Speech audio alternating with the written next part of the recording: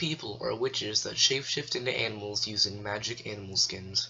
These people are evil to the core, bent on nothing more than destroying the lives of those around them.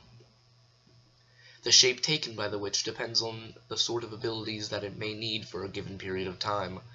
In addition to being a dark adept, that is, a practitioner of the dark arts, the skinwalker may be regarded as some sort of werebeast.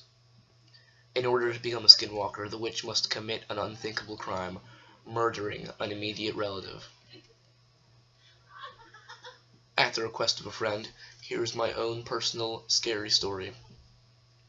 I woke up slowly, rubbing my eyes, sleepily mumbling, "Where are we?" My father looked back good-naturedly. "Kayla, you'll miss the trip if you keep sleeping all the time." I pouted and looked out the window.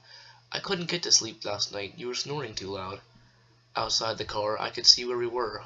The deep belly of the mountains, evergreens towering above us, with a fine fog covering everything. After rounding the turn, the lake appeared before us.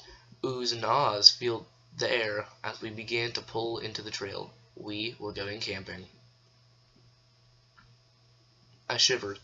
The landscape was beautiful, but at the same time it scared me.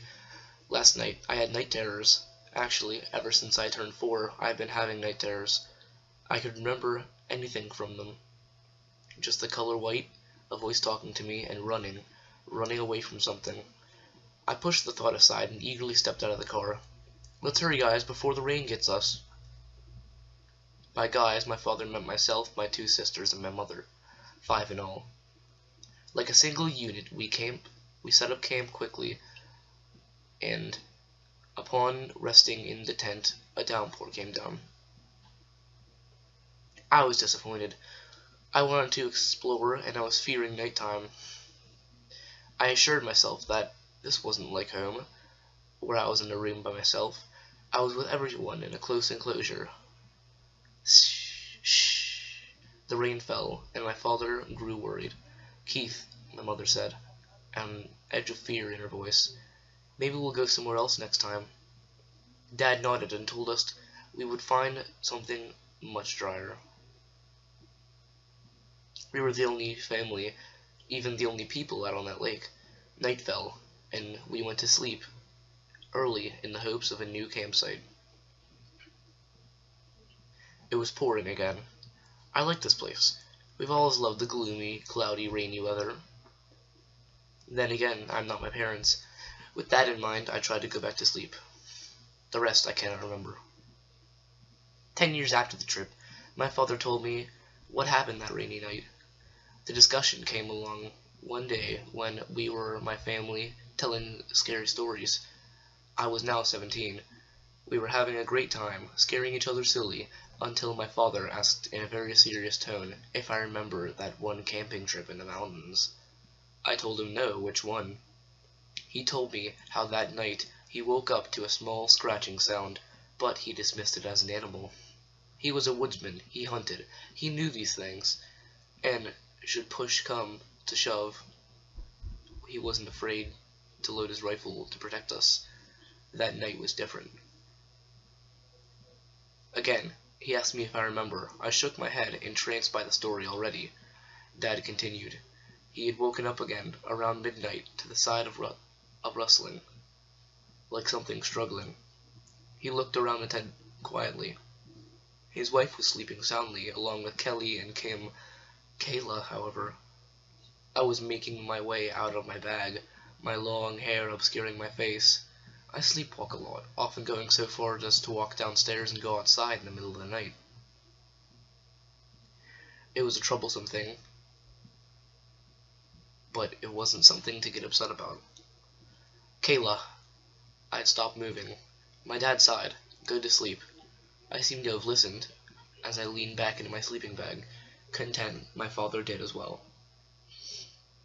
3 a.m. A sudden sound alerts my father. He wakes up, awash in a horrible feeling. He looks around again. Everyone is safely in their sleeping bags, except for me. He gets up, trying his boots on, noticing that my shoes are still in my bag. The zip-up door to the tent is slightly open. Dad gets up and goes quickly towards my mother. "Dawn! Dawn! Shh! Don't wake the girls. Kayla's missing." My mother got up, terrified. In that moment, my father said that the two decided, without words, what they would do to get me back there, if that's what it took. I'm the middle daughter, but some confuse me as the youngest. As the palest, thinnest, weakest of the three girls, often scared, worried, or anxious. I have nightmares that wakes the family up with my screaming, howling almost. No wonder my parents were so worried. Even as the main character, I doubt Kayla's survival. I never knew about this. Suddenly, my dad told me. The zip-up door was opening slowly. Mom and Dad turned around and saw me. It was still raining. Outside was pitch black, and I was illuminated by a quivering flashlight. Despite the downpour, I was strangely dry, save for my feet, which were only lightly dirtied. Ignoring the two, I made my way back to the bed, head drooping, eyes half-lidded. My mother and father were stuck, as if enchanted, until my father broke his stance and rushed towards me. He grasped me by the shoulders and looked into my face. "Kayla! Kayla!" I blinked and looked up, emotionless. "Yes, Dad?" He gulped and spoke slowly. "Where have you been?" "I went to the restroom," I said. My father, relieved, patted me reassuringly and hugged me, but stopped. Before I went to sleep and the rain came down, I had tried to find the restroom, aka the outhouse. He, an experienced woodsman, got lost.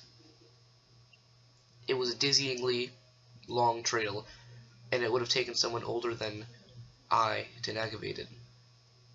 Not to mention, my glasses were gone. It was pure darkness, and I was only 7 years old. Lost in the moment, he asked, "How?" And I said, according to him, my father swears in an extremely solemn expression, "Someone took me there."